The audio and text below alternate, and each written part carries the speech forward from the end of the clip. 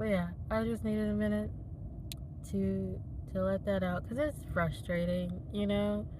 Because like a small, simple, direct interaction does not need to blow up this big, right? But at the same time, like why ignore something that you could easily answer in 2 seconds? You know? So like that's why it leads me to believe that like it just kind of seems as though I don't know.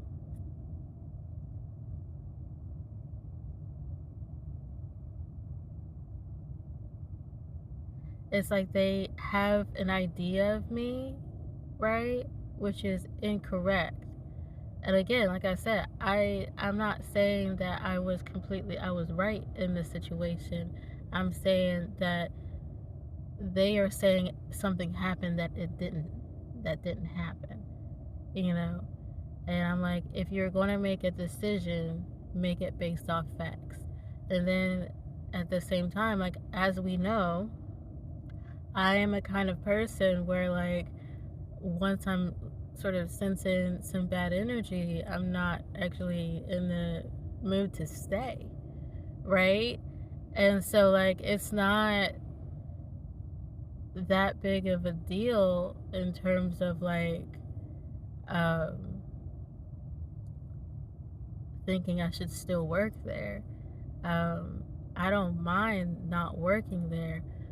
What I mind is just the fact that they it's like that thing people do where like they take one thing because they already have a problem with you, right? I have to face that a lot, not necessarily for things that I've done, but for how I look, right? And then I get a whole bunch of stereotypes and shit on me, or I get envy, or I get, just other things. And especially too, like people will assume my age and then assume competency levels. And, even if I'm making a statement like, hey, I'm going to do this, they register as a question. So then all of a sudden I need everybody's permission to do whatever it is in my life when it's not true, right? And so it's a whole thing of misunderstanding, right? And so, like, instead of doing an investigation and asking me what happened, right?